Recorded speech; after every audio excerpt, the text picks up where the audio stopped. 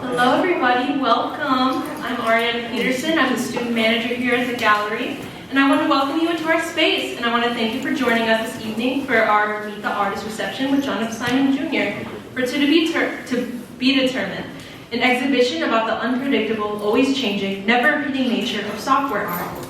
As we gather to celebrate the culmination of daily drawings and years of self-taught programming and coding, on behalf of the gallery staff, we want to personally say thank you, John, for your willingness to join us in exhibiting with Roberta's Art Gallery. We are so grateful for your time, talent, and inspiration as you share your knowledge and infinite creativity. Thank you.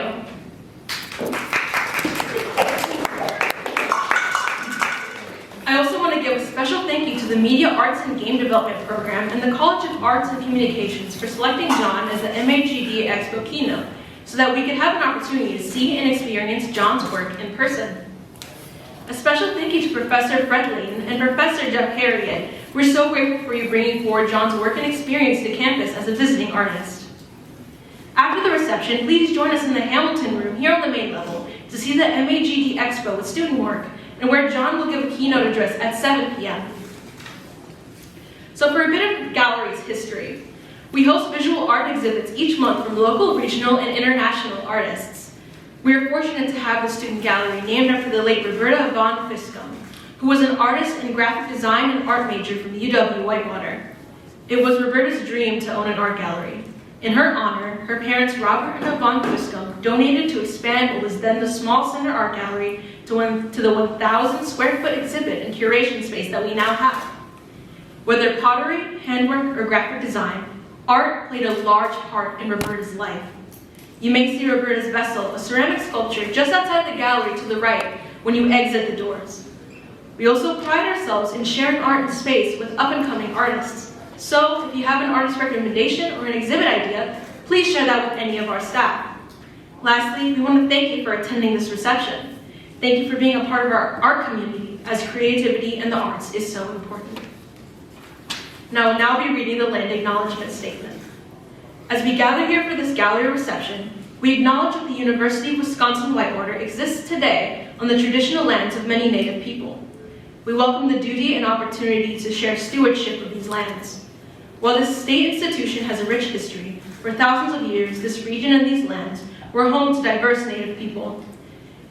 In the knowledge and understanding of this history, we acknowledge that the land on which the University of Wisconsin-Whitewater now exists was and remains the historic and traditional territory of many Native people.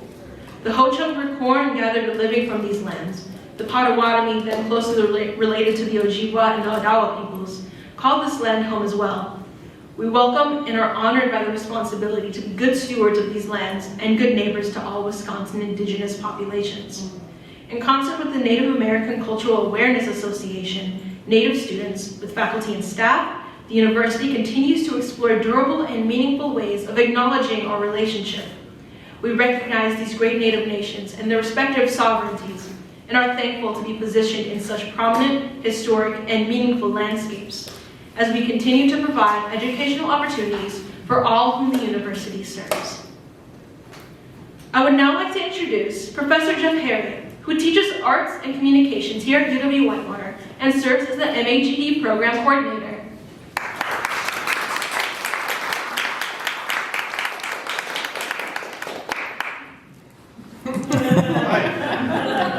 Welcome, thanks for coming out to this.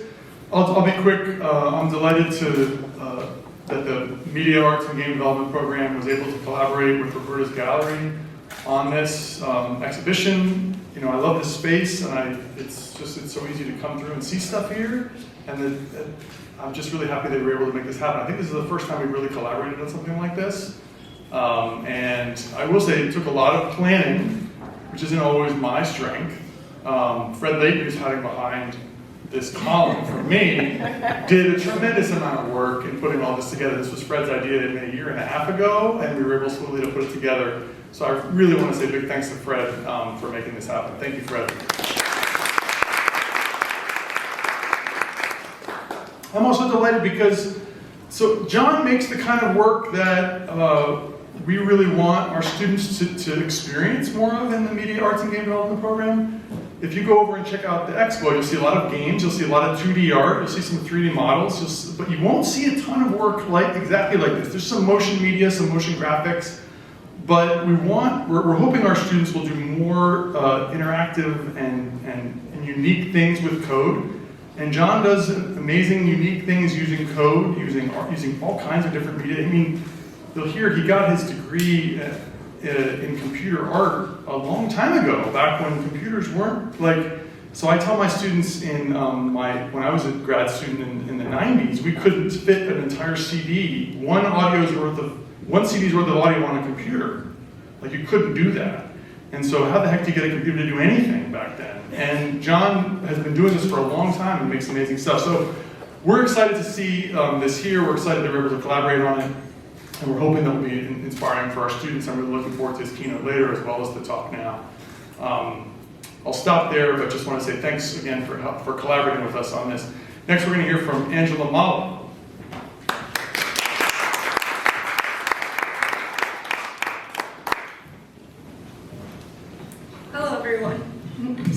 Hello everyone, thank you for joining us today. I will now be reading John F. Simon's biography. John F. Simon Jr. is a visual artist and innovator in software art since the 1980s. His seminal work, Every Icon, was included in the 2000 Whitney Biennial and updated in 2021 as an NFT. Simon received a BA in Studio Art from Brown University and an MFA in Computer Art from School of Visual Arts in NYC. His work is in the permanent collections of many major museums, including the Museum of Modern Art, the San Francisco Museum of Modern Art, and the Guggenheim Museum. Simon's 2016 publication, Drawing Your Own Path, details his drawing practice, updated daily on iClock.com. We want to thank John for sharing his work with us and for being here today. Thank you all for listening, and now John will be giving an artist talk so you can hear directly about his creative processes, technical programming, mindfulness, and other artistic insights. And as a reminder, we will be having an audience Q&A after the talk. I invite everyone to join us in welcoming John. Thank you. Thank you all for being here. I appreciate it, taking your time to come in and listen. And if you're going to go later to the keynote talk, you're going to get like a double dose of me. We're sick of everything. But that talk is about the piece Every Icon, which was just mentioned, and I won't mention it again here. That's one of the major works. I'll talk about all the work in the room here. And of course, there'll be questions. If you have questions, though, in the meantime, you can raise your hand. I want to really thank the staff of this gallery and the school. I mean, the work, I came in yesterday morning from New York, and we knocked this out. Ben and Tanya and Fred and the whole staff, Brian, everybody was here, and it was just a totally smooth operation. And I think we came to some discoveries, which I'll talk about in a second, that I hadn't anticipated. And so sort of out of nowhere, this kind of beautiful show appeared. But it wasn't out of nowhere. Anyway, we planned for a long time. Fred Layton is the key. I've known Fred since, I guess, the 90s, something like that. We knew each other in New York, and we've talked about doing work together and hanging out, and we've been in touch, and I've watched his career for a long time. So it's really great to have a moment to share with him and to see it all come to fruition. Okay, so I'll start with the newest piece because I got the opportunity to do this show, and I found out about it, in December, and I had to make some decisions about what software to do. And I have a lot of software, but I have a lot of software from years and years ago. I was just talking to Jeff about how this software that was in Java, software that was in C, software that was in OpenGL, like in old languages that just kind of languishing on hard drives. Having the show here gave me the opportunity to spend some time looking that code over and rewriting it and giving it new life and rediscovering it. So see how it's calm, it's in the center position here, it's kind of calm. And then, you find it will blow up.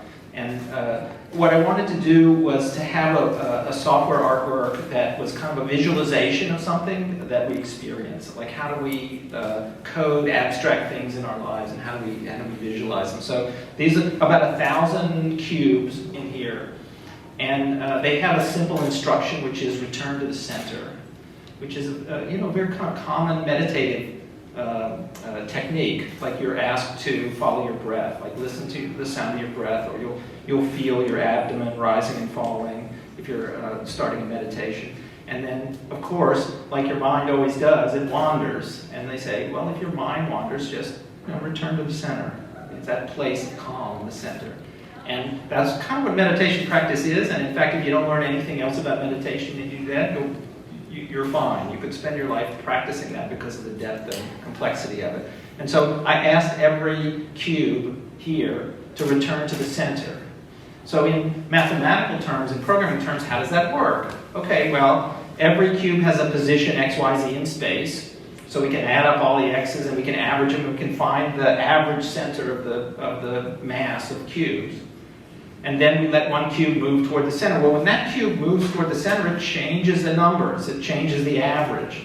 And then another cube moves and another cube. And so the average center keeps moving around. So sometimes it kind of closes in and gets very calm. And then sometimes, because they sort of move randomly, it blows up again. And that's kind of what happens in meditation. We get calm, we get centered, and then like something exciting happens and we're thinking about this and we're thinking about that. And so this is kind of a visualization of, how our brains work. It's kind of, if you sit in the gallery and you watch it, and you can kind of do the same. You can kind of watch it return to the center, return to the center, return to the center on cue. It calms down.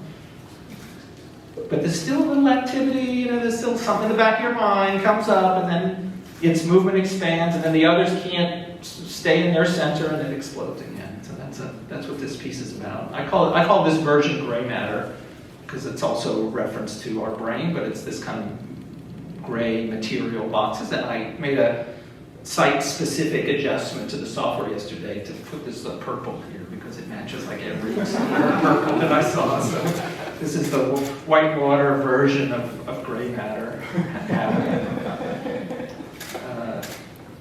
So that's the 2023. That's the newest piece in the show, and it's kind of a rewrite of an old idea. And I have other versions of that in other pieces of software, but it's, for me, like every icon is a program that does what it says. This one kind of really does what it says, and it relates to something, kind of right in our lives. Okay, so I'll just talk over here as some of these pieces. The one on the right, and you'll notice rectangles and cubes are very common, as what Jeff was saying was that in the early days, in 90s and such, computers they had 32K in memory or something ridiculously small.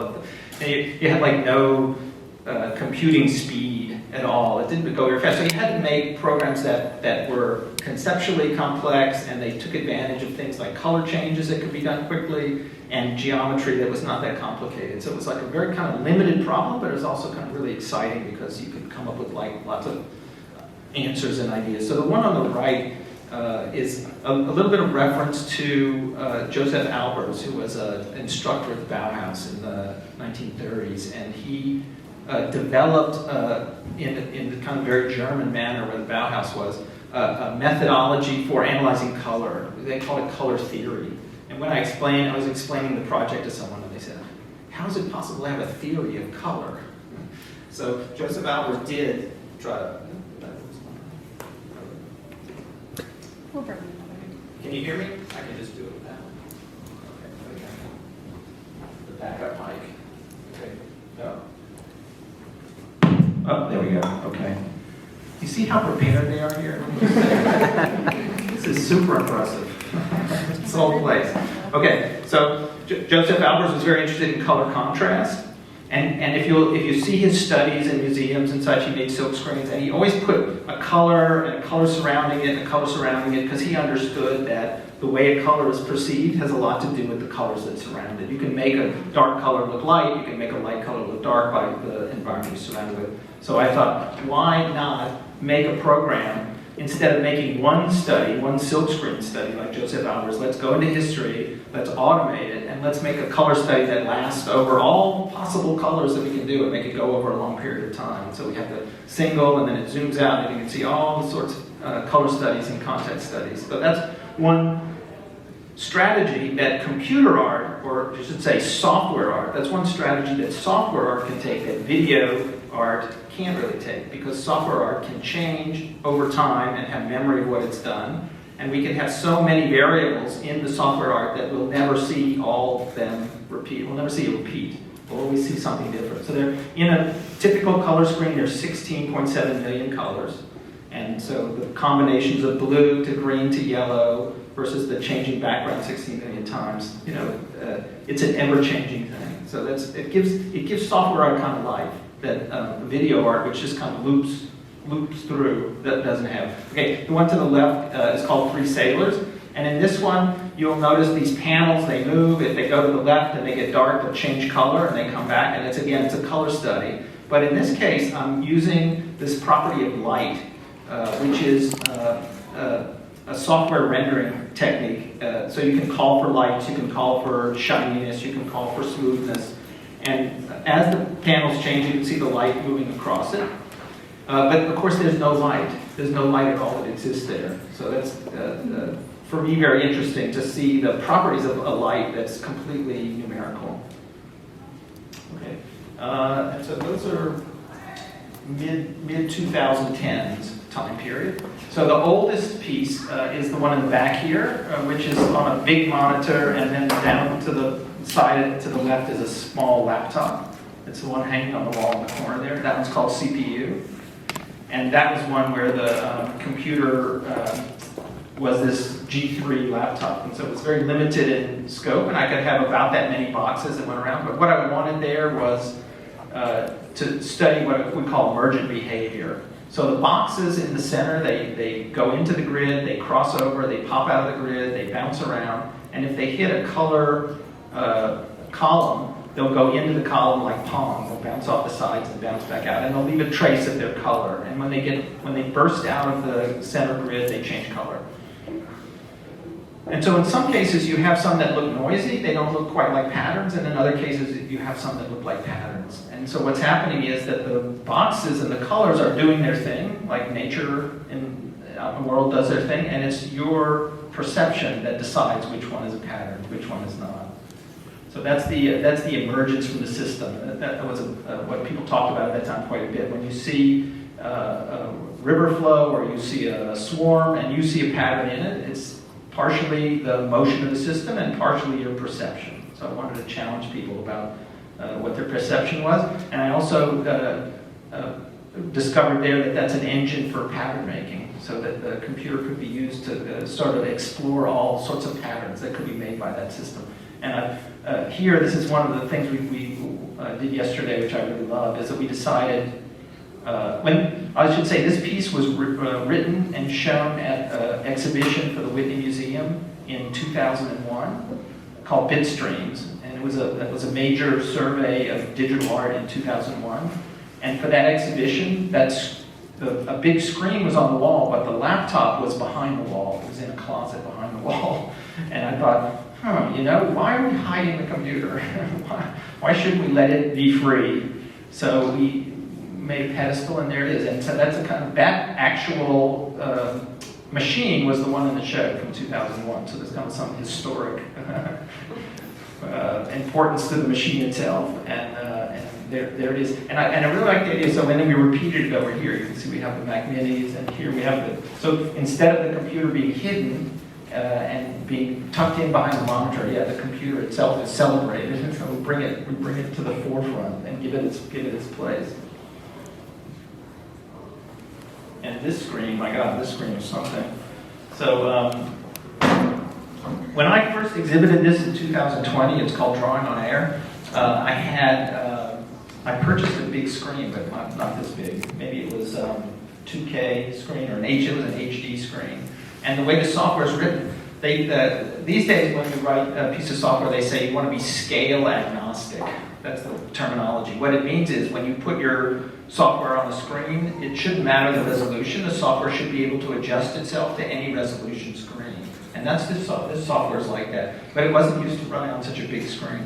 So when we started it up, and this is a 4K screen, so instead of 1,000 pixels, we had 4,000 pixels. And the little mini computer that I had that ran fine at the one scale was kind of choked on the 4K scale. So I spent some time kind of readjusting it. That was another installation adjustment that went on. It was a lot of fun. It was a lot of fun to see that it could be made to work. So this is a 2020, this was a COVID piece. This was a piece that was written during the lockdown, especially in the early part of the lockdown, and there was a lot of fear and doubt about what was going on.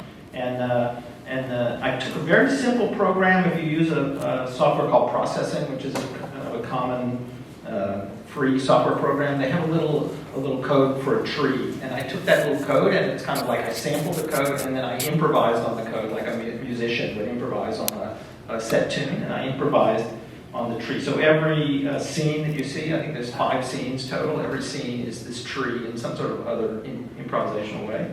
And here, this is the little, these are like the little viruses, all the little mutations of little viruses going on. And when I showed it up, originally it was 4 across the top and 3 down. That's how you can imagine how much bigger the screen is now. That's how many more we can fit on there. So I had all the little trees have a certain number of branches, and because of the scale of the branches, there were too many. So I had to kind of trim the tree a little bit to get them all to display.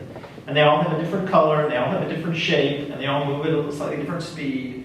And every time it comes back to this scene, it regenerates. So if you see this yellow one with 5 points moving very slowly, next time it comes around, the scene comes around, it'll be different. It'll have mutated.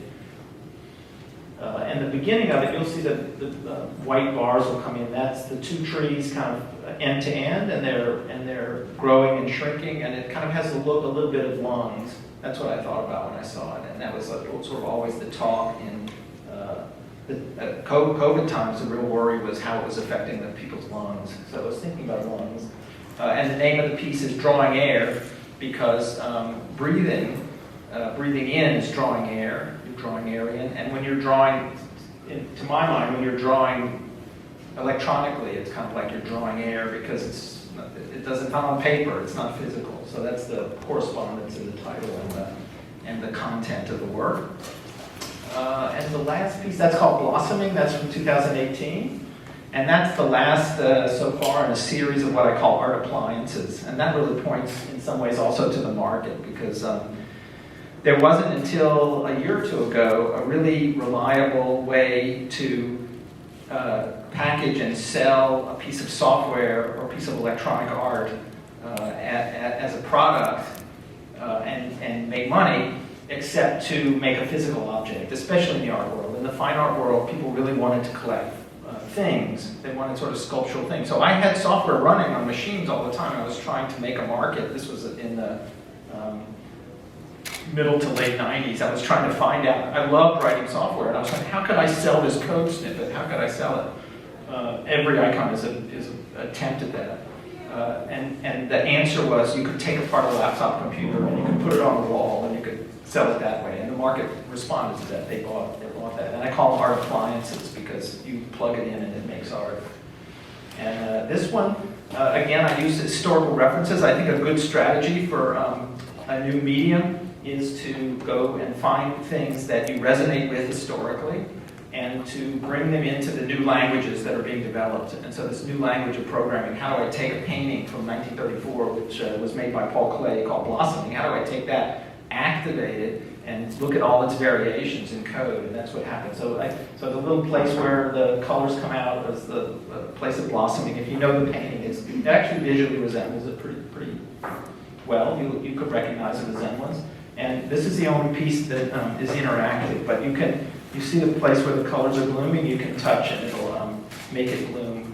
That'll be the new place of blooming. So it's not a crazy game, but it does actually let you work with it and respond to it. And if you don't, it'll just continue to vary. And of course, there's so many color variations and arrangements of squares that every time it comes up, it's a different composition. So yeah, variability over time, memory, non-repetition, and also the ability to write something, like you're writing a creative story, and in its binary form have it do what it says, or have it enact that story. Those are very unique features of software art, and that's the things I try to exploit. So I think we're, how are we doing? I don't want to talk too long, that's about right. You can go to Q&A. If you Yeah. think Angela's ready. If you want to talk about traffic or something, save that one. Oh, I forgot about traffic up there. So again, boxes. Okay, so I had a piece, actually, maybe I'll show this. I didn't really plan to do this, but I stuck on this computer some other software. So just for the people here, let's run it. Yeah, that's a piece that I did in 2000 called Complex City. That was a super popular piece. And the lower left, again, was a reference to Mondrian's Broadway Boogie Woogie, Activated. So that was really one of my great strategies in the beginning, because like people got it. They got that was kind of Mondrian, and they loved Mondrian. And here's a way to experience your love for early modernist painting. And actually still be able to buy it, still be able to acquire it, or actually see it in a way that you never saw it before. So the traffic moves, moves up and down the avenues and the streets. It stops on the stoplights. And then because I was living in New York City, my studio's on 35th Street, so at the top you see the buildings. You'll see the light change. It'll get darker and lighter as the day goes by. There's a flock of birds up in there. Also, if you turn the computer off and you turn it back on again, the skyline will change. So every day that you have it, and that was, if you lived in New York City, buildings get torn down, buildings get built, the skyline does change. So I wanted to reflect that. The one on the right are elevators kind of going up and down. You can see them depositing people onto the floors, and that process over time will create a kind of a painting there. So that an ever-changing painting of the people coming and going. There's a maze in there that solves itself. There's 9 separate programs in there.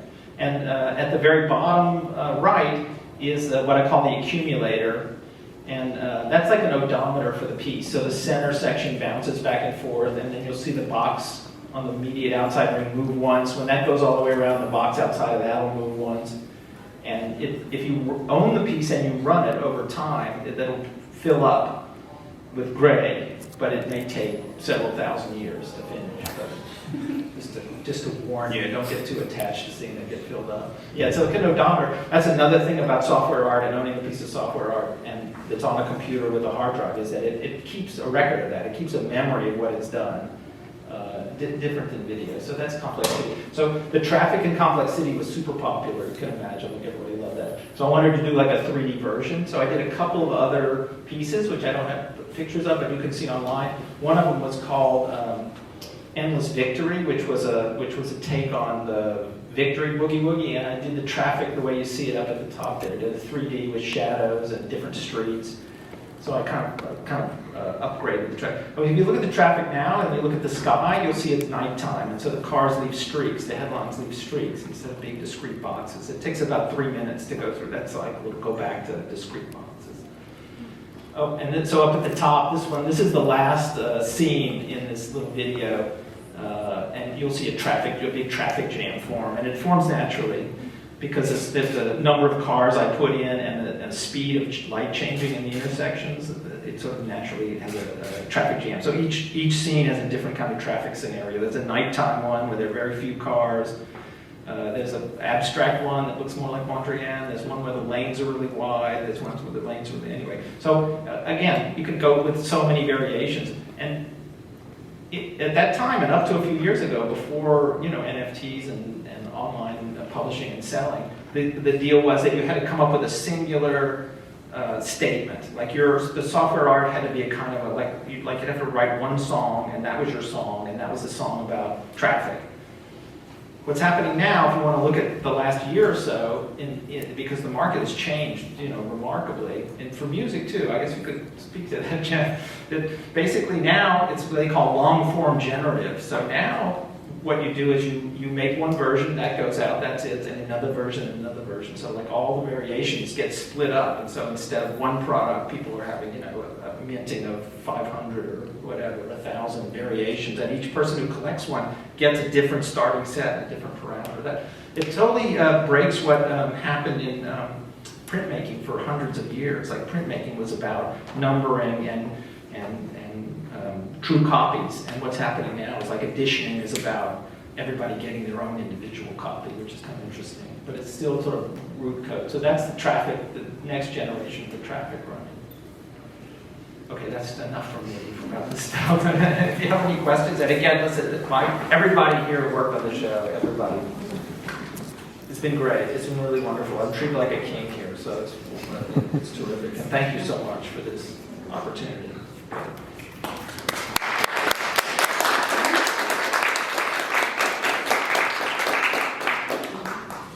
Thank you, John. Thank you so much for that. We would like to host an audience Q&A now, so if anyone has any questions, I'll come around with the microphone. Would you like to chair, John? Oh, okay. Okay. I appreciate it. See how good they take care of me?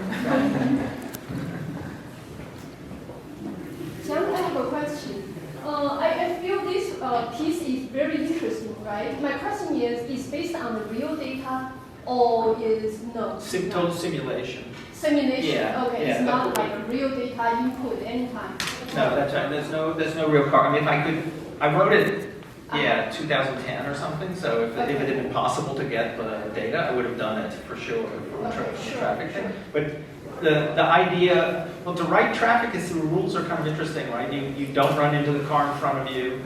Yeah. You stop at the intersection. That's more or less the Yeah. rules. And so just those simple rules will make the behavior. And I thought that as a simulation was really interesting. I should also say this is a video. This is the only one that's not run as a software just because we have a video screen to film. Okay. Okay. Thank you. Okay, no problem. Yeah, I'd love to do a real-time visualization of traffic. But actually in traffic science, when you get into it, that people are doing amazing simulations and real-time stuff now anyway. Yeah. But yeah, Yes. thank you for that. How many programming languages would you say that you've used to make this art in your lifetime? That's a good question. Yeah, somebody said like, the thing is when you get it in programming and you had some experience, there's like the basics of data storage and logic and that sort of thing. They kind of flow together to become the same. But I started with a language called Forth, which was a reverse stack-based language, and assembler, so which is a machine-level language. And I was in a science program, and I had to learn this to get the science work done. And that was a huge, great fundamental for me. So I learned, Forth, assembler, Basic, Pascal, C. I stayed with C for a long time, really useful language. C++, which is the sort of object version of it. And then there's Java and JavaScript, and there was Lisp I learned along the way. OpenGL is a library, but it's kind of a language. And then now processing and P5.js are big. Yeah, there's a lot of them. But it sounds kind of crazy that there's that many languages. But in the end, what you're doing when you're writing is kind of basically the same. You just have different labels around things. As a computer science major, I understand. Yeah, exactly. Yeah. So, but what do you write in now? Do you write in Python or? I started with Java. I'm looking to get into C# because I'm looking to get into video game development. Right. But yeah, I kind of bounce around everywhere. I get what you're saying with the whole. Once you learn the baseline of one language, it's kind of easy to take it to others. Yeah, you have to figure out first what you want to do, and there are languages specialized for if you're writing Web3 applications, you write one thing. If you're writing database things, you write another. If you're writing web backends, you write something else. Yeah. Cool. Hi, John. Thank you. I have a question about this piece. Okay. So, traffic. When it gets to the traffic jam, would it Yeah. ever automate itself out of the traffic jam? On this particular one, it never did. No, that's why I kept it, because they in some cases they do work it out. They just put too many cars in too narrow a street, which is the recipe, and it got gridlocked. Like if they back up, or what people do. That could be put in. It could be, and you'll see in some of them they lane change in the complex city. They lane change, and so sometimes they'll compact because I wanted it to look like a painting, and I wanted the colors all to be next to each other. So I made it so that they would fill in by changing lanes. So sometimes they'll change lanes. You can watch it when they get up to the end of the street. They'll change lanes. So yeah, there's a lot of functionality. You could write variations of that for a long time. Yeah, you could have them back up. You could have parking lots. You could have. I really wanted to write one time that cloverleaf design in highways where you come around. I wanted to write a cloverleaf, but I never did. So there's a lot to be done. Thank you.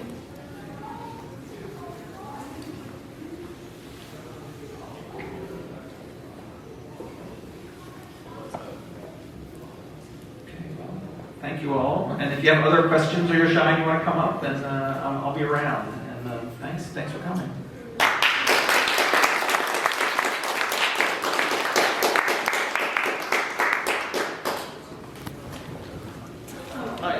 Sorry. Once again, thank you all for attending Roberta's Art Gallery exhibit reception. John's exhibit will be running through May 12th, and we are open Monday through Thursday, 10 a.m. to 4:30, and Fridays from 10 a.m. to 2 p.m. As always, please enjoy the refreshments and feel free to continue enjoying conversation, the artwork, and space. If you would like to meet with John or have additional questions or comments, he would love to talk to you about his work, even your work as a student programmer. Please join us at the MAGD Expo right after this in the Hamilton Room for a look into a juried show of student projects along with awards and a keynote by John to hear more about his work. Our next exhibit will be a collection of works from the Campus Art Collection of Andy Warhol pieces titled World of Warhol, which opens June 1st. We hope you can join us again, and feel free to sign the guest